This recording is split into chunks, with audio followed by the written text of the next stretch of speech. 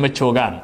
warbaahintii aynu hore u wada jirnana caawa inala ma joogto maxaynu yeelnaa waxa uu ku yiri warku waa dhan yahay garoonka aad isla markaana diyaaradda diyaari mana jirto cid arintaasi aad la wadaagi karto oo adiga ka baxsan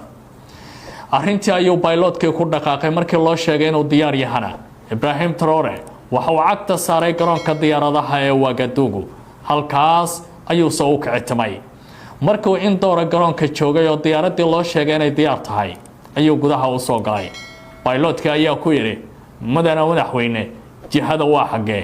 xageen ku programya isla markaana aynu u sheegnaa inaan u kicitmayno oo aan jihooyinka aan qaadanayay duulimaadkayga iyo ruudadka wadooyinka aan marayaan ogaade waxa uu ku yiri waxaan u soconaa Windhoek oo ah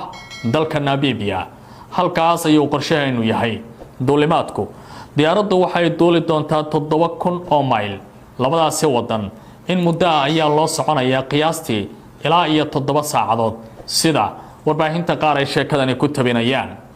markii ay diyaaradii Windhoek ka degtay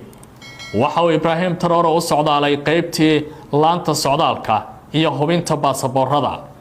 markii la arkaba waa Ibrahim Traore oo shaati cad sita iyo surwaal caadi ah kaba saandal ah oo furanna ku labisan ninkii ka shaqeynayay immigration-ka ayaa weydiiyay mudane soo dhawow ma Ibrahim Traore ayaa tahay waxa uu ku yiri ha waxaan ahay Ibrahim Traore waxaan u socdaa madaxweynaha inaan la kulmo waxa uu ku yiri mudane madaxweyne ma jiraan protocol lagu diyaariyay calaamadiina lama surin garoonka sidoo kalena ma jiraan dad si gaar ah ku soo dhaweynaya xilligan waa saq dhexe ma jiraan casuumaadaduna inay soo gaartay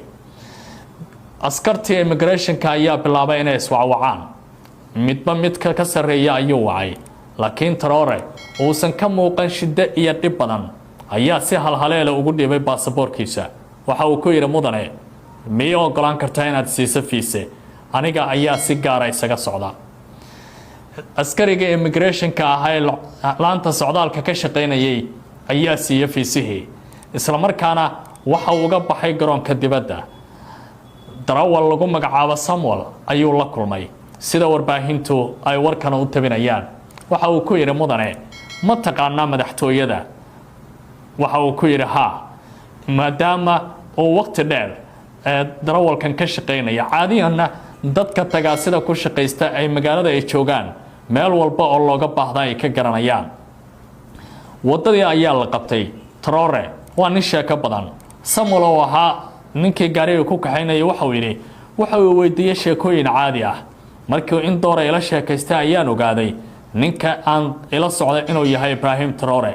shaki ayaa sadib ee galay maadaama Traore wax yar oo ka hor telefishinka gurigayga yaala aan ka daawanayay warbixin isaga ku saabsan oo aad ula dhacay waa uu kaxeeyay kadibna waxaan gaarnaa buu yiri halkii madaxtooyada ahayd askarigii banaanka hore saarnaa ayuu ag istaagay waxa uu ku yiri waxaan ahay Ibrahim Traore waxaan rabnaa inaan la kulmo madaxweyne Netumbo Nandi oo ah gabar madaxweyne ka ah wadankaasi mar dhowna la doortay isla markaana sheekadeeda uu ku soo daawaday telefishinka gurigiisa yaalay askariga ayaa ku yiri mudane ma jiraan warqad la ii keenay iyo inaad imaanayso iyo ballan meesha ku taala wasaatee waxaan wacayaa ragga iga sareeya askarta ah taliyihii guud ee madaxtooyada ayaa la wacay Windhoek madaxtooyada caasimadaasi ku taalay kadibna waxa uu wacay ilaalada gaarka ahaa ee madaxweynaha waxaana uu sheegay ninka banaanka taagan kadibna madaxweynaha oo fadhiisa qol yar ayuu u tagay waxa uu ku yiri Marwo Netumbo Nandi waxa banaanka ku taagan nin sheeganaya inuu yahay Ibrahim Traore yaab iyo amakaaga ayaa ka soo haray madaxweynaha ma jirin casuumaad ay u fidisay ma jirin ballan ka dhaxaysay iyada Ibrahim Traore caadiyana waqtiyadan oo kale ogaalkeeda kuma jirin oo iman karo waxay ku tiri keena banaanka ayaa loo baxay kadibna Traore ayaa loogu geeyay qolkeeda markay istaagtaba waa Traore oo hor taagan waxay ku tiri madaxweyne soo dhawow aniga kuma casuumin ballanna inooma oolin imaanshahaada waqtigaana waxa igu ahaa mid ashqaraar leh ma ii sheegi kartaa waxaad halkan u timid waxa uu ku yiri Marwo waxa aad samaysay gool la yaab leh kaliya ma guulaysan wadankaada Namibia ee waxa guulaystay Afrika oo dhan ma jiraan baqdin aad qabaysa wixii caawa ka dambeeya aniga ayaa kula jooga oo kula shaqaynaya aan ku dadaalno sidii kheyraadka Afrika looga ilaalin lahaa dadka doonaya inay gacmahooda ku qaataan wax walba ee annaga halista nagu ah markii ay dooda halkaasi gaartay ayay yaabtay waxa uu ka soo bixiyo boorsadiisa warqado waxa uu ku yiri halkan eeg xogtan waxa qoray sirdoonka wadanka Burkina Faso ujeedadu waxay ahayd inaan u duulo dalka Mali markii diyaaraddu ay hawada kacday oo dhowr kun oo fiid ay hawada gashay ama dhowr kun oo cagood ayay isku dayeen reer galbeedku in ay afgambiyaan isla markaana ay damiyaan nalka rajada Afrika ee Wagadugu ka ifay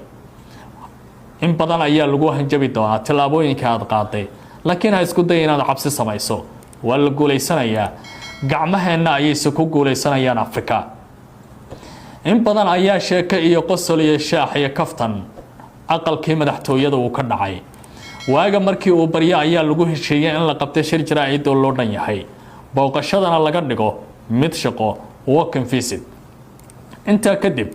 waxa dhacay in warbaahintii ay meesha timaado waxa durbaba ka soo baxay qolkii madaxweyne Natuma Nandi waa madaxweynaha Namibia uu garab socday Ibrahim Traore kadibna waxa ay ku wada hadleen warbaahinta hortooda waxay yiraahdeen Afrika way guuleysanaysaa waxaynu dhisaynaa golaha Afrika ee ku badbaadsanaysa kheyraadkeeda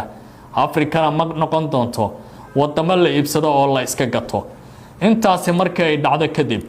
shacabkii ayaa ku baraarugay maashiyaha Traore wadanka ayaa aad looga mashxaraday waxana ay noqotay mid mar kale durbaankii naxdinta ku sii garaacday reer galbeedka Ibrahim Traore waxa uu bilaabay siyaasad tabliiqayna oo aragtidiisa ka gadaya madaxweynayaal fara badan oo Afrikaan ah wadamada qaarna waxa uu doonayaa in dhalinyaro isaga oo kala aragtidiisa ay la wareegto haddii ay taasi dhacdo waxa uu leeyahay Afrika waxay noqon karaysaa wadda adduunka hogaamisa qaaradihan oo dadkooda sabool yihiin lama sii daawan karo soo dhawaada akhyaaray sheekadan Traore ee isbedelkan uu sameeyay iyo waliba dhacdooyinka Burkina Faso ka imaanaya ma noqon karaan kuwa guud ahaan qaaradda bedela